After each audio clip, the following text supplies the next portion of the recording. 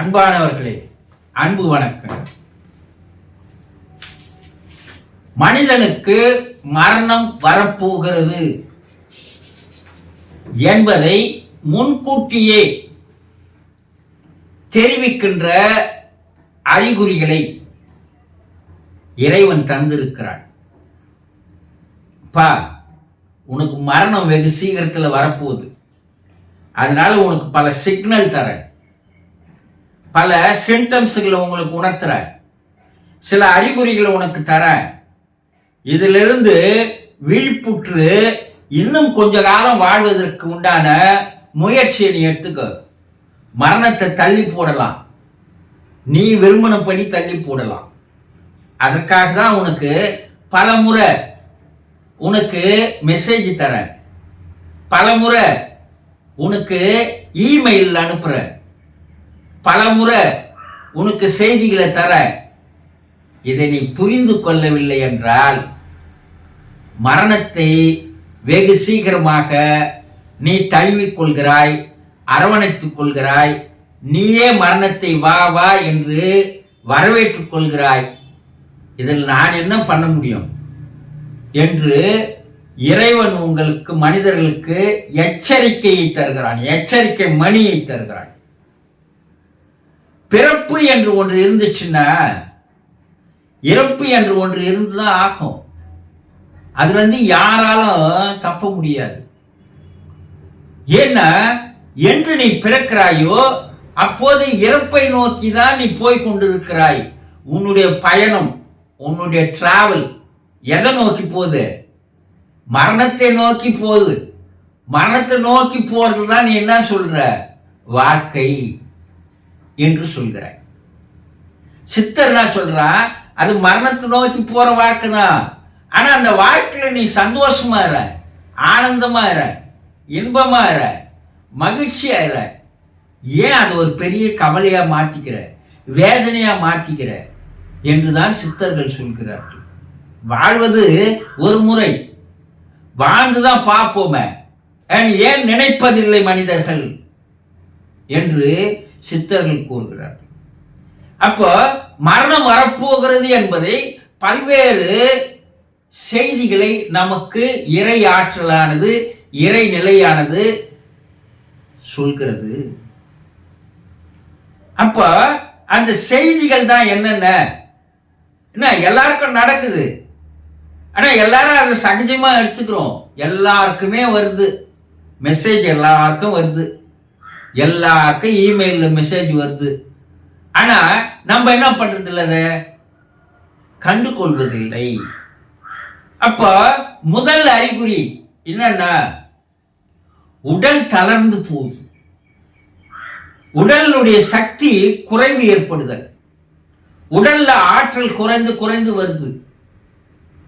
உடல்ல ஆற்றல் குறைந்து வர்றதுனால என்ன ஆகுதுன்னா, நம்மால ஒரு ஆக்டிவா இருக்க முடியல, ஒரு சிறு குழந்தை மாதிரி நம்மால இருக்க முடியல, இளம் வயதுல வாலிப வயது போல நம்மால இருக்க முடியல.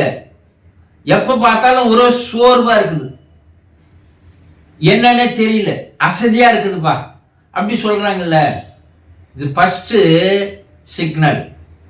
உனக்கு கூடிய விரைவில் மரணம் வருது, நீ உஷாரா இருந்துக்கோ, உன் உடலை சரி பண்ணிக்கோ அப்படின்னு சொல்றது தான் அந்த ஃபர்ஸ்ட் சிக்னல். இப்போ வோல்டேஜ் குறைஞ்சி போச்சுன்னா வீட்டில் இருக்கிற பல்புகள் எல்லாம் மங்களா எரிய ஆரம்பிக்கும் இல்லையா? அது போல உடம்புல நமக்கு சக்தி குறைபாடு ஏற்பட்டால் நம்முடைய புலன்களில் எல்லாம் ஒரு சக்தி குறைபாடு ஏற்படுகிறது. இது சக்தி குறைபாடு ஏற்படுவதால் இந்த உடல் இயக்கங்கள் சரியாக நடைபெறுவது இல்லை. அப்போ அந்த சக்தி குறைபாட்டை சரி செய்து கொள்வது எப்படி என்பதில் கவனம் செலுத்தினால் இன்னும் கொஞ்ச காலத்துக்கு வாழலாம். 70 வயசு வரைக்கும் அப்படின்னாங்கன்னா 80 வயசு வரைக்கும் வாழலாம். ஏன்னா இந்த உடம்பு சரி செய்தல் தான் இருக்குது. அப்ப முதல் சிக்னல் உடலில் சக்தி குறைதல், ஆற்றல் குறைதல். அதனால் நம்மால சுறுசுறுப்பா இருக்க முடியல, ஆக்டிவா செயல்பட முடியல, எதையும் சரியா சிந்திக்க முடியல. இதெல்லாம் இருந்தா முதல் அறிகுறி. ஏன் உடம்பு சோர்வா இருக்குது, ஏன் அசதியா இருக்குது, ஏன் நம்மளால சிந்திக்க முடியல, ஏன் நம்ம சரியா எதுவுமே ஆக்டிவா இருக்க முடியல அனு சிந்தனை செய்ய வேண்டும். சரி, ரெண்டாவது அறிகுறி என்னன்னா, இந்த சக்தி குறைபாடு ஏற்படுது இல்ல, அதனால புலன்கள், ஐம்புலன்கள் அதனுடைய வீரியத்தன்மை குறைந்து போகிறது. பார்வை மங்கி போகுது, காது கேட்கறது குறைந்து போகுது, வாய் பேசுவது தடுமாற்றம் ஏற்படுகிறது, சுவாசத்துல குளறுபடி நடக்குது, சாப்பிட்ட சாப்பாடு ஜீரணமே ஆக மாட்டேங்குது, அப்படியே தெரியும் வெளியே வருது, வாமிட்டா வெளியே வருது, உடல் தளர்ந்து ஒரே இடத்தில் படுத்து நிற்கலாமா என்ற எண்ணம் வருகிறது. இது இரண்டாவது அறிகுறி. பார்வை மங்குது அண்ணா, நம்ம இப்ப என்ன சொல்லலாம், போய் கண்ணாடி போட்டுக்கலாம். அது இன்னும் மங்க மங்க கண்ணாடி மாற்றிக்கினே தான் வரணும். அப்போ சக்தி குறையும் போது, ஐம்புலனுடைய செயல்பாடு குறையும் போது, இது இரண்டாவது சிக்னல் நமக்கு இரையாற்றல் தருகிறது. சரி, மூன்றாவது சிக்னல் என்ன அப்படின்னா, தலைமுடியெல்லாம் வெள்ளையாக மாறுகிறது, நரைத்து போகிறது. ஏன்னா உடல்ல இருக்கிற சக்தி குறைபாடு ஏற்படும் போது அது முடி வளர்வதற்கு, முடி ஊக்கம் கொடுப்பதற்கு அங்க போற அந்த எனர்ஜி இல்லை. அதனால அது என்ன ஆகுது, நரைக்க ஆரம்பிக்கிறது. முகம் பொலிவு இழந்து போகிறது, இந்த வசீகரம் போயிடுது. இளமையில இருந்த அந்த வசீகரம், அந்த அட்ராக்ஷன், அந்த அட்ராக்டிவ், அந்த கவர்ச்சி, அந்த இதுவெல்லாம் போயிடுது. அப்போ முகம் ஒரு பொலிவு இழந்து போவதோடு கருமை நிறமாக மாறுகிறது. இது அடுத்த அறிகுறி, நான்காவது அறிகுறி. சரி, அடுத்து என்னன்னா, பசி இருக்குது, பயங்கர பசி, ஆனா சாப்பிட முடியல. சாப்பிட்டா ருசி இல்லை, காரம் தெரியல, இனிப்பு தெரியல, உவப்பு தெரியல, ஏதோ ஒண்ணு ருசி, நாக்கு ருசி இழந்து போகிறது. அதனால் உணவு எடுத்துக்கொள்ள உடலும் மனமும் தயாராக இல்லை. அப்படியே ஏதாவது சாப்பிட்டாலும் ஜீரணமாவதில் பல சிக்கல்கள் ஏற்படுகிறது. இது அடுத்த அறிகுறி. உடலும் மனமும் தளர்ந்து போகிறது. சரி, அடுத்தது என்ன அறிகுறி தரா என்ன, கனவுகள் பயங்கரமா இருக்குது, விசித்திரமா இருக்குது. இது போல கனவுகள் வந்ததே இல்லை. அது ஒரு பயங்கரத்தன்மை உடைய கனவுகளாக, தூக்க கலைஞ்சி எழுந்து உட்காரக்கூடிய நிலைக்கு விசித்திரமான, இது வரைக்கும் வாழ்க்கையில் நம்ம பார்க்காத விசித்திரமான கனவுகளாக வருகிறது. இது ஆன்மாவின் உணர்வுகள் தான் கனவுகள் என்று சொல்வார்கள். இப்ப இந்த ஆன்மா என்ன சொல்லுதுன்னா, கனவுகள் மூலமாக நமக்கு எச்சரிக்கை தருகிறது. இது என்ன சொல்றாங்கன்னா, உடலை விட்டு ஆன்மா வெளியே போவதற்கு தயாராகி நமக்கு முதல் எச்சரிக்கை, நான் உன் உடம்பை விட்டு வெளியே போக போறேன், உன் உடம்புல இருக்கிற உயிரான நான் உன் உடம்பு விட்டு வெளியே போறதுக்கு தயாராகிட்டேன் என்று முதல் எச்சரிக்கை கனவின் மூலமாக தருகிறது. ஆன்மா தருகிறது முதல் எச்சரிக்கையா. இது 5 அறிகுறி கனவு மூலமா நமக்கு வர்றது. சரி, 6வது அறிகுறி என்னன்னா, எதிரில் இருக்கிற ஆள் நமக்கு சுத்தமா தெரியல. நாம் இதுவரைக்கும் என்ன பேசுறோம் தெரியல, எதேதோ பேசுறோம், எதேதோ உளர்றோம், எதேதோ பெனாத்துறோம்.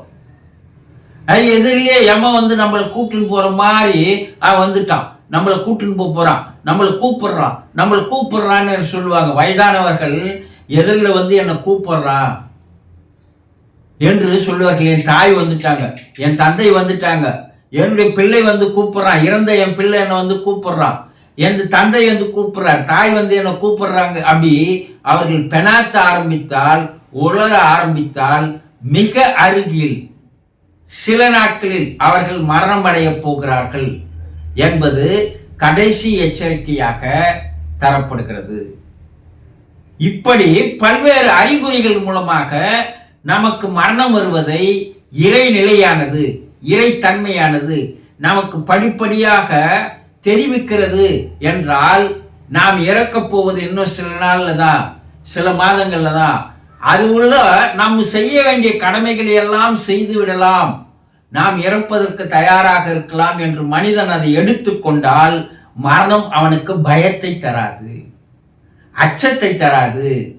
மரணத்தை வா என்னை கூட்டுன்னு போ என்று சகஜமாக அழைக்கின்ற மனோநிலைக்கு, மனோபாவத்திற்கு, மன வைராகியத்திற்கு, மன வலிமைக்கு மனிதன் தயாராகி விடுகிறான்.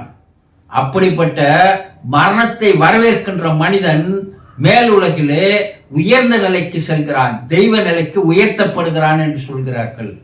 ஏன்னா அவன் எல்லாத்துக்கும் தயாராகிட்டான். நமக்கு முதல்ல இன்டிமேஷன் குத்த பிற்பாடு, சரிப்பா இன்னும் ஒரு வருடம் தான் நான் இருக்க போறேன், அதுக்குள்ளே நான் என்னென்ன செய்யணுமோ எல்லாத்தையும் செய்யறேன், 2வது அறிகுறி வரதுக்குள்ள இன்னும் வேகமா செய்யறேன், 4வது 5வது அறிகுறி வருவதற்குள் நான் தயாராகி விட்டேன், வா என்னை அழைச்சின்னு போ, பயம் இல்லை அப்படி என்று சொல்பவன் தான் மாபெரும் மகத்தான மனிதனாக மேலுலகிலே மதிக்கப்படுகிறான், வரவேற்கப்படுகிறான் என்று புராணங்கள் கூறுகிறது. புரிந்து கொண்டீர்களா? சந்தோஷம்.